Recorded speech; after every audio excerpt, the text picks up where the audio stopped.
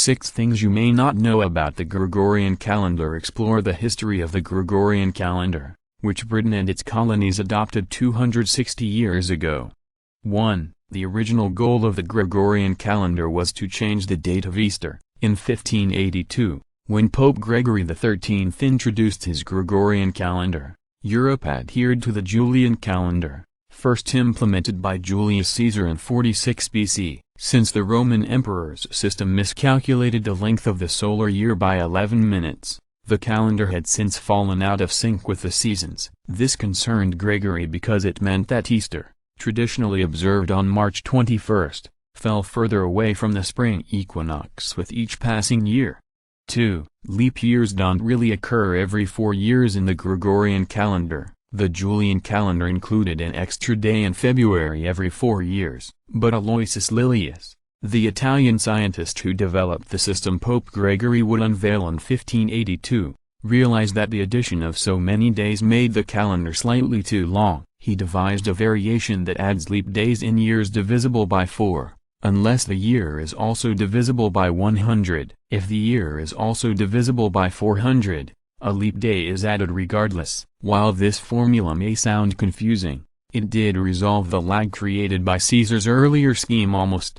3. The Gregorian calendar differs from the solar year by 26 seconds per year. Despite Lilius' ingenious method for syncing the calendar with the seasons, his system is still off by 26 seconds. As a result, in the years since Gregory introduced his calendar in 1582, a discrepancy of several hours has arisen. By the year 4909, the Gregorian calendar will be a full day ahead of the solar year.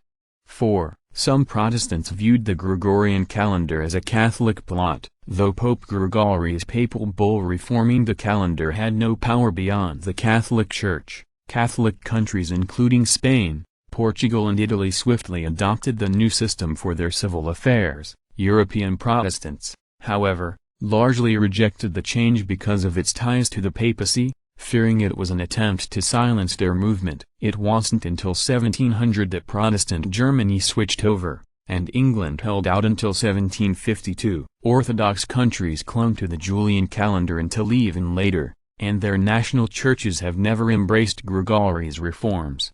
5. Britain's adoption of the Gregorian calendar sparked riots and protest. Maybe, according to some accounts, English citizens did not react kindly after an Act of Parliament advanced the calendar overnight from September 2 to September 14, 1752. Rioters supposedly took to the streets, demanding that the government give us our 11 days.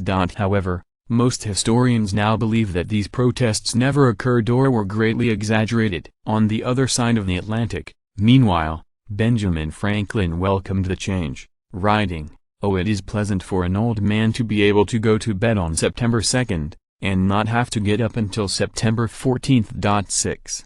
Before the Gregorian calendar's adoption, the English New Year began on March 25th, or Lady Day. Julius Caesar's calendar reform of 46 BC instituted January 1st as the first of the year. During the Middle Ages, however, European countries replaced it with days that carried greater religious significance, such as December 25th, the anniversary of Jesus' birth, and March 25th, the Feast of the Annunciation. The latter, known as Lady Day because it celebrates the Virgin Mary, marked the beginning of the year in Britain until January 1, 1752.